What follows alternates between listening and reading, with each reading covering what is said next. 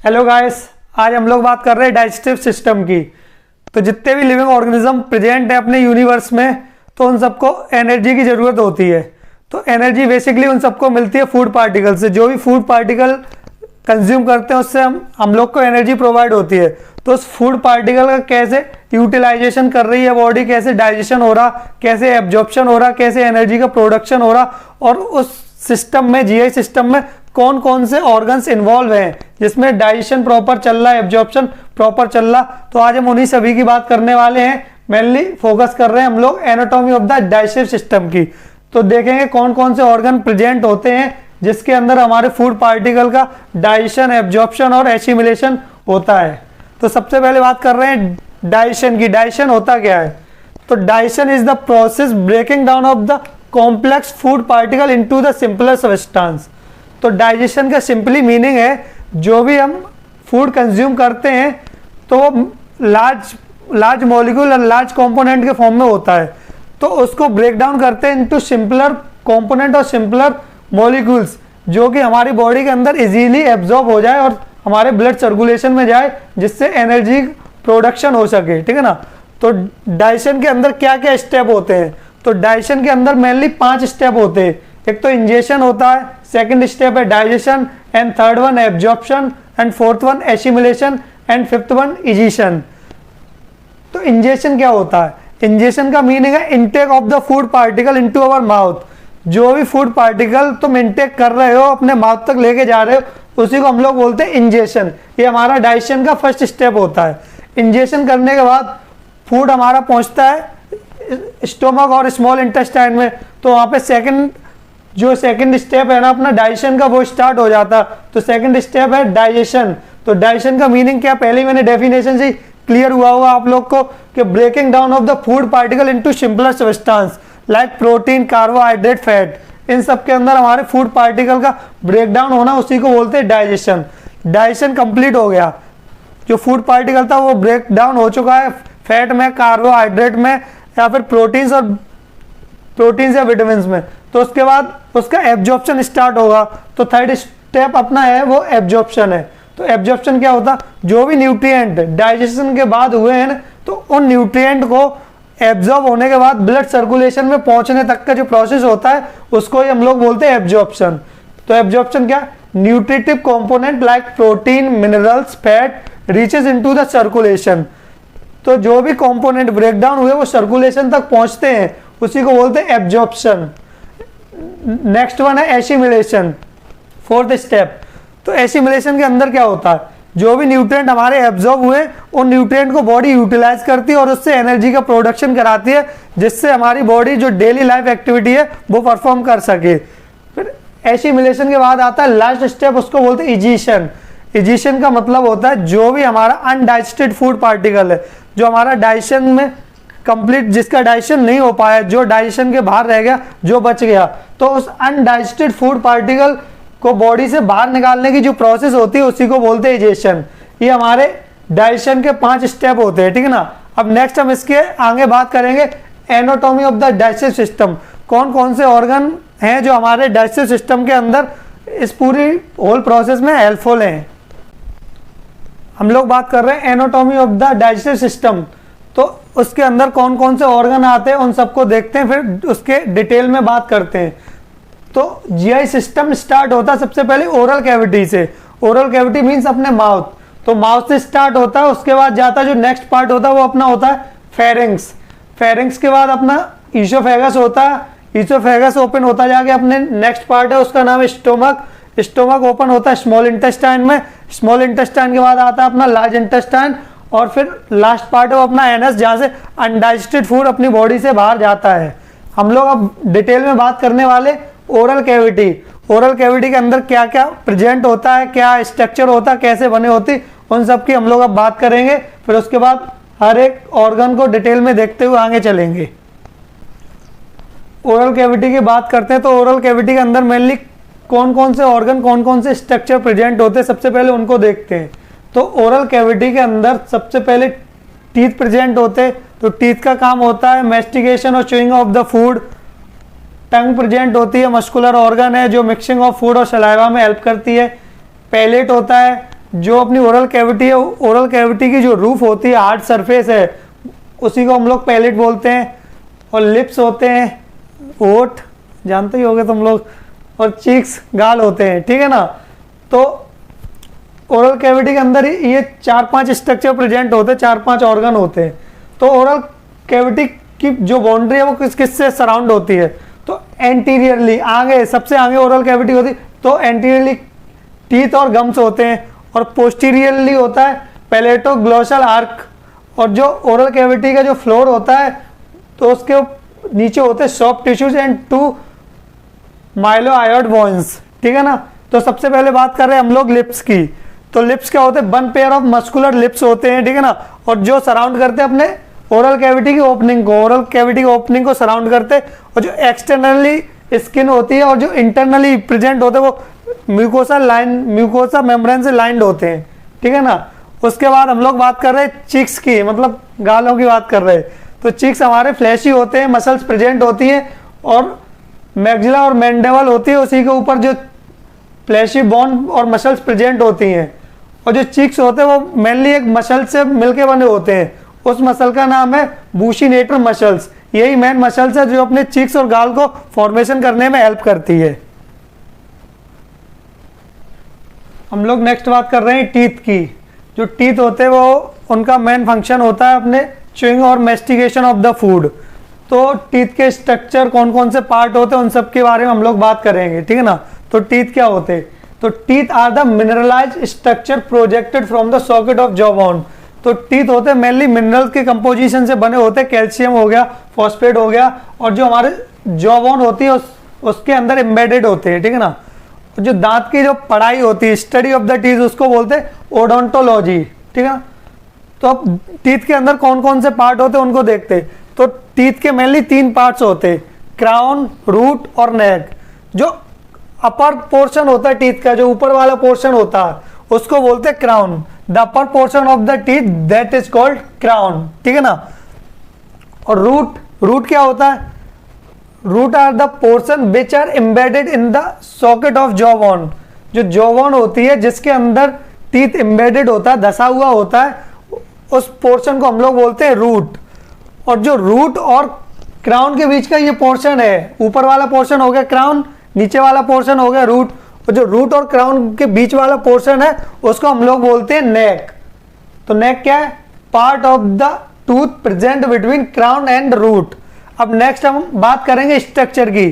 जो हमारा टीथ है वो कैसे बना है, कौन कौन से स्ट्रक्चर होते हैं, उन सबको हम लोग देखते हैं। अब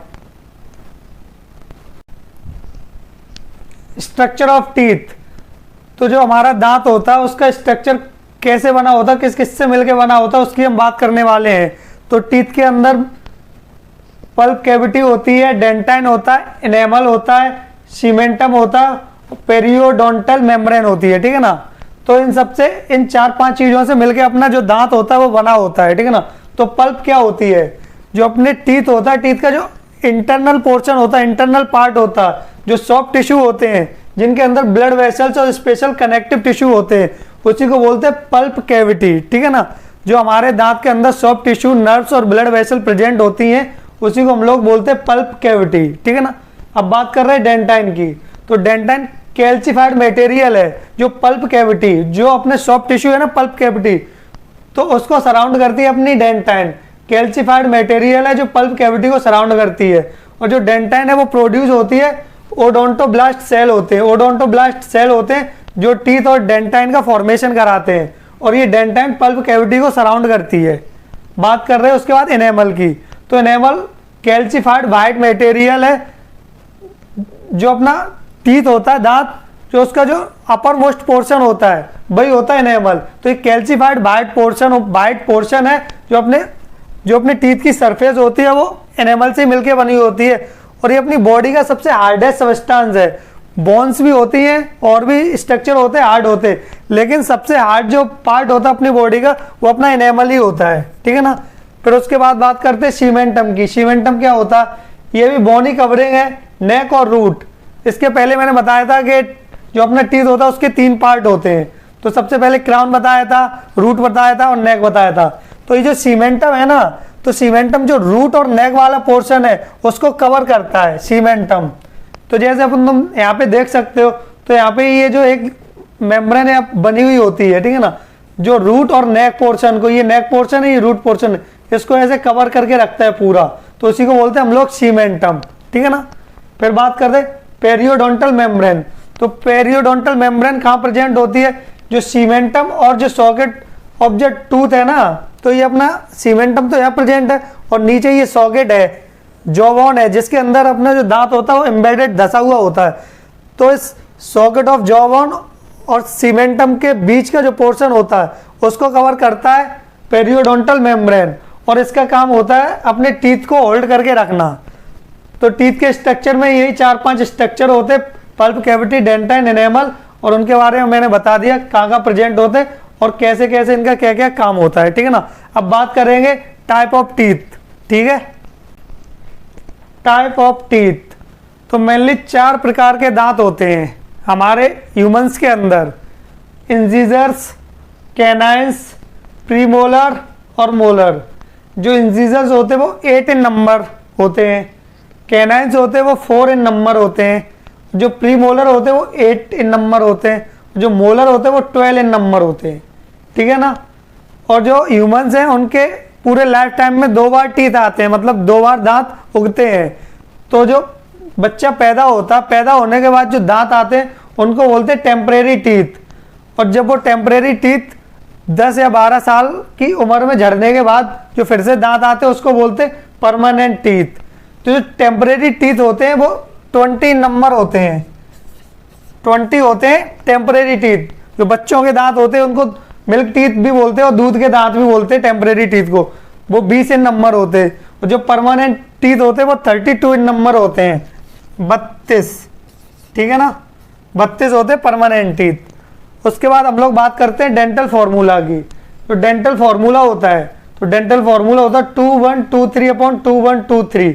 तो ये 2123/2123 डिनोट करता है half upper and half lower jaw, ठीक है ना। 2123/2123 half upper and half lower jaw के अंदर जो टीथ है उनका नंबर है, इनका डबल कर दोगे तो टोटल नंबर ऑफ टीथ जो भी होते हैं हमारे ओरल कैविटी के अंदर उसका जो नंबर वो हम लोग को मिल जाएगा, ठीक है ना। तो टीथ की बात खत्म हो गई। तो अब जो हम एनाटॉमी पढ़ रहे थे डाइजेस्टिव सिस्टम की, तो उसमें जो हम लोग का मेन फोकस होता है वो ब्लड सप्लाई और नर्व सप्लाई पे होता है। तो हम बात करने वाले हैं कि टीथ के अंदर कौन सी ब्लड मतलब कौन सी आर्टरी है जो ब्लड सप्लाई करती है और कौन सी नर्व है जो सेंसेशन लेके जाती है, ठीक है ना। आर्टरी सप्लाई और नर्व सप्लाई देखते हैं कि जो हमारे टीथ होते हैं उनको कौन सी आर्टरी ब्लड सप्लाई करती है, कौन सी नर्व होती है जो सेंसेशन लेके जाती है, सेंसेशन लेके आती है। तो सबसे पहले हम लोग बात करते हैं आर्टरी सप्लाई की। तो जो अपर टीथ होते हैं, जो अपर वाले टीथ होते हैं उनको सप्लाई करती है ब्लड सुपीरियर एलुलर आर्टरी, और जो हमारे लोअर टीथ होते हैं उनको सप्लाई करती है इंफीरियर एलुलर आर्टरी। तो जितने भी लिविंग मतलब स्ट्रक्चर है उन सबको ब्लड सप्लाई की तो नीड है, क्योंकि ब्लड ही उनको ऑक्सीजन प्रोवाइड करता है, न्यूट्रिशन प्रोवाइड कराता है, और जो भी वेस्ट प्रोडक्ट होते हैं जो सेल प्रोड्यूस करते हैं वेस्ट मटेरियल उनको कैरी करके भी लेके जाता है, ठीक है ना। अब हम लोग बात कर रहे हैं नर्व सप्लाई की। जो हमारे अपर टीथ होते हैं उनको सुपीरियर डेंटल नर्व सप्लाई देती है, और जो लोअर टीथ होते हैं उनको इंफीरियर डेंटल नर्व होती है, वो सेंसेशन लेके जाती है और सेंसेशन लेके आती है। तो टीथ के बारे में ये कंप्लीट हो गया।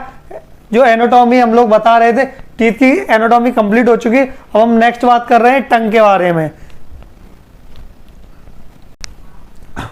Tongue is the freely movable muscular organ present in the oral cavity and it help to mixing of the food with saliva and other secretions, and tongue is connected to the base of the oral cavity, that is frenulum, and tongue also contain number of the papillae like balliate papillae, fungiform papillae, filiform papillae and foliate papillae। और जितने भी ये पेपले होते हैं, पेपले contain करते हैं different type of taste bud. जो taste buds होते हैं वो प्रेजेंट होते ही नहीं पेपले के अंदर। तो मेनली 4 तरह के टेस्ट वर्ड्स होते हैं, जैसे सॉल्ट हो गया, बिटर हो गया, स्वीट हो गया, शोर हो गया, जो कि प्रेजेंट होते हैं अपने, जो भी टंग पे प्रेजेंट होते हैं। तो जो स्वीट होता है वो टंग की जो टिप होती है उधर प्रेजेंट होता, और टिप के थोड़ा अंदर जाके अपना सॉल्टी टेट्स पर प्रेजेंट होते हैं, और जो बिटर होता है वो बिल्कुल टंग के एंड पे प्रेजेंट होते हैं, और उसके पहले प्रेजेंट होते हैं अपने शोर टेस्ट वर्ड्स। तो ये different type of taste bud present होते हैं अपनी टंग पे, जो भी अपन खाते हैं उसका टेस्ट होता है वो डिटेक्ट करते हैं, और इनको हम लोग बोलते हैं गस्टेटरी रिसेप्टर्स भी बोलते हैं। जो हमारे टेस्ट को डिटेक्ट करते हैं उनको गस्टेटरी रिसेप्टर्स भी बोलते हैं। अब हम देखें टंग के अंदर नर्व सप्लाई और ब्लड सप्लाई देखते हैं, कौन सी नर्व कौन सी आर्टरी है जो सप्लाई देती है, वो हम देखते हैं। नेक्स्ट नर्व सप्लाई देखते हैं हम लोग टंग की, कि टंग में कौन कौन सी नर्व सप्लाई देती है और क्या कंट्रोल करती है। तो सबसे पहले बात करते हैं हाइपोग्लोसल नर्व। जो अपनी हाइपोग्लोसल नर्व है वो अपनी टंग का मोटर फंक्शन कंट्रोल करती है। मोटर फंक्शन मतलब जो टंग का मूवमेंट होता है वो कंट्रोल करती है अपनी हाइपोग्लोसल नर्व, ठीक है ना।